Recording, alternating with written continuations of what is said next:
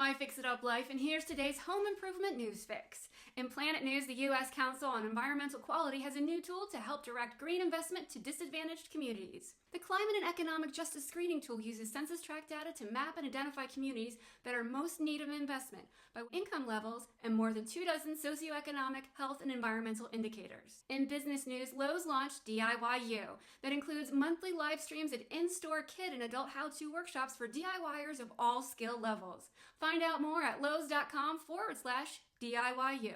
Did you know why traditional billiard tables have green playing surfaces? Well, billiards originated as a lawn game. It was brought inside during the 1400s by King Louis XI of France, who had the first known indoor billiards table. And that green material? It's called baize. The top DIY search today is DIY outdoor bench with back, and personally, I'd love to see what you make. I'm Theresa with My Fix-It-Up Life, and you've just been served your home improvement news fix.